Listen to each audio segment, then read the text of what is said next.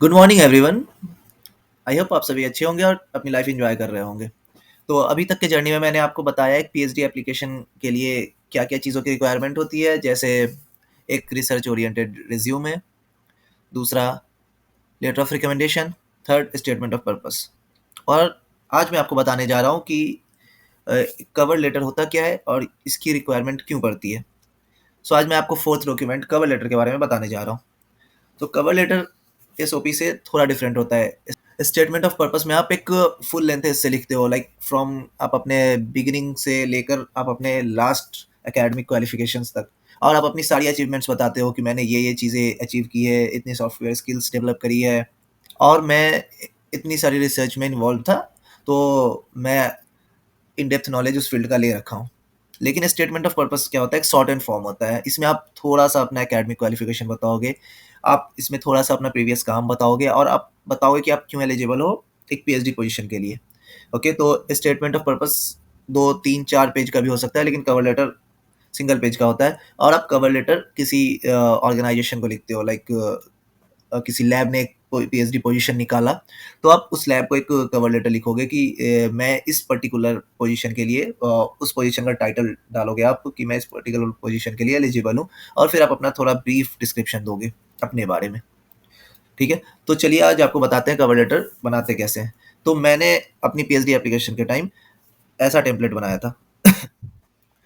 ये जो आपके डिस्प्ले पे दिख रहा है, ये टेम्पलेट। ओके, तो इसे बनाना मैं बताता हूँ आपको, और इसके अंदर कंटेंट क्या लिखना है वो भी मैं बताता हूँ आपको। तो स्टार्ट करते हैं टॉप सेक्शन से। टॉप मैं टेम्पलेट ओवरलीफ में बनाया था, तो मैं आपको ओवरलीफ की ये टेम्पलेट का लिंक डिस्क्रिप्शन में दे दूंगा। आप डाउनलोड करके या आप लॉगिन करके ओवरलीफ पे एडिट कर सकते हो इसे। और एक बात आपको ध्यान रखना होगा, क्योंकि ये मेरा जनरेट किया हुआ एक लिंक है, तो आप इसका एक कॉपी बना लेना, क्योंकि डिफरेंट लोग इसे इस लिंक को खोलेंगे और हर कोई एडिट करता रहेगा, तो ये इसकी जो कंटेंट है चेंज होती रहेगी। तो आप एक कॉपी बना लेना, फिर एडिट करना इसे। ठीक है, तो स्टार्ट करते हैं कवर लेटर बनाना, और इसमें क्या कंटेंट होना चाहिए वो समझना। तो सबसे पहले आप टॉप मोस्ट हेडर को देख रहे हो, उसमें आपको अपना डिस्क्रिप्शन देना है, लाइक आपको अपना mobile number, name, mobile number, email ID, आप किस यूनिवर्सिटी में पढ़ाई कर रहे हो अभी, और अगर आपके पास अगर आप किसी लैब से जुड़े हुए हो, आप किसी लैब के मेंबर हो, तो लैब का हर यूनिवर्सिटी में हर लैब का एक वेबसाइट बना होता है, उस वेबसाइट पे आपकी प्रोफाइल दी होती है।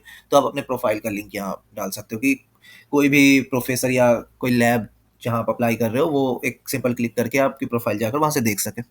तो सबसे पहले सेक्शन को एडिट करना बता देता हूँ मैं आपको। आपको जाना होगा इन्फो सेक्शन में। इन्फो पे क्लिक करने के बाद आप अपना नेम यहाँ पे चेंज कर लोगे, आपका जो भी नाम है, मान लो अरमान नाम है तो आप अरमान डाल दिए। फिर आप अपना ईमेल आईडी यहाँ पे डालोगे लाइन नंबर 6 में। मैं इसे ज़ूम कर देता हूँ आपके लिए। लाइन नंबर 6 में आप ईमेल आईडी डालोगे, xyz@gmail.com। आपको आपके यूनिवर्सिटी का ईमेल आईडी मिला होगा, तो आप वो भी डाल सकते हो। यूनिवर्सिटी की ईमेल आईडी का इम्पैक्ट ज़्यादा पड़ता है कि आप किसी एक ऑर्गेनाइजेशन से जुड़े हुए हो, तो उस ईमेल का इम्पैक्ट ज़्यादा पड़ता है। आप यहाँ पे अपनी वेबसाइट का लिंक डाल सकते हो, लाइक आप जिस लैब के मेंबर हो, उस लैब के वेबसाइट पे आपका प्रोफाइल होगा। आप उस प्रोफाइल के पर्टिकुलर लिंक को यहाँ पे गूगल पे जाना, अपने वेबसाइट में प्रोफाइल खोलना, वहाँ पे जाकर लिंक को यहाँ से सीधा कंट्रोल सी और कंट्रोल वी आप कर लेना।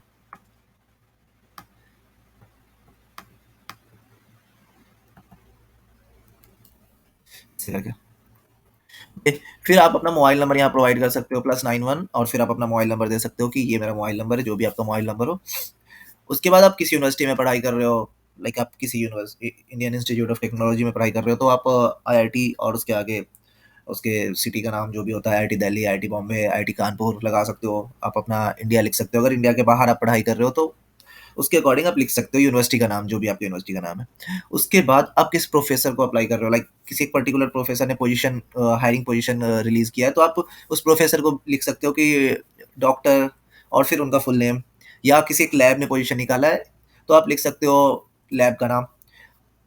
उसके बाद आप यहाँ पे जाओगे लाइन नंबर 16 में। लाइन नंबर 16 में है, आप उस लैब या उस पर्टिकुलर प्रोफेसर का एड्रेस लिखोगे, लाइक कोई प्रोफेसर मान लो Indian Institute of Technology Delhi में है, तो उनका ऊपर नाम लिखोगे, और नेम के जस्ट नीचे लिखोगे आईआईटी दिल्ली इंडिया और जिप कोड।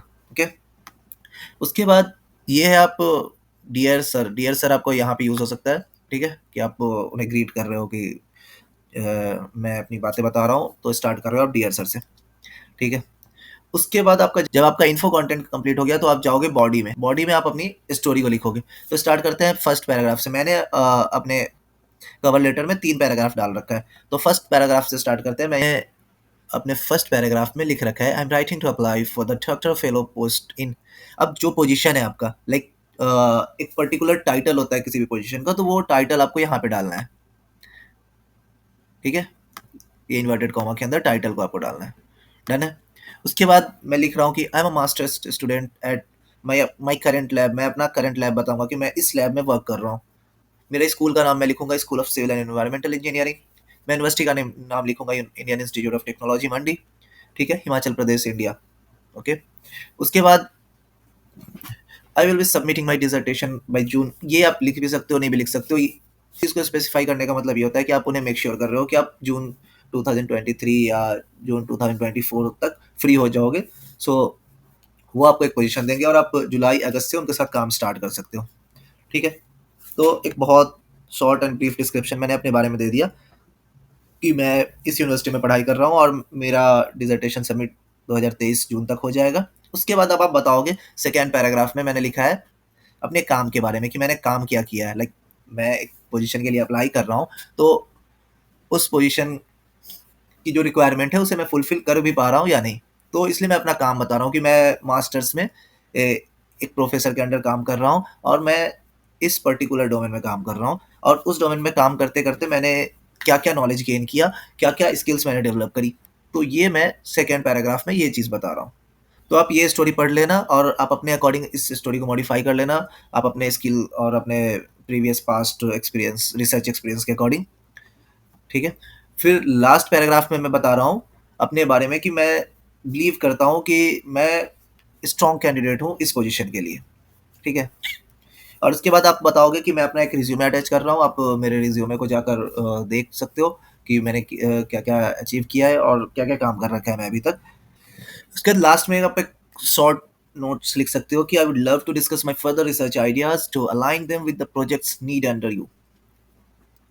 ठीक है, कि मैं अपने रिसर्च आइडिया को आपके साथ डिस्कस करने में बहुत इंटरेस्टेड हूँ। लाइक आप एक अपना स्ट्रॉन्ग इंटरेस्ट बता रहे हो उस प्रोजेक्ट के रिगार्डिंग। तो इतना ही होता है कंटेंट। आप थोड़ा बढ़ा भी सकते हो, थोड़ा घटा भी सकते हो, बट मोर और लेस इतना कंटेंट होता है आपको एक कवर लेटर में प्रोवाइड करने के लिए। कवर लेटर एक स्वीट एंड शॉर्ट फॉर्म में होता है, और आप एक एप्लीकेशन डालने जाते हो तो इसकी रिक्वायरमेंट होती है।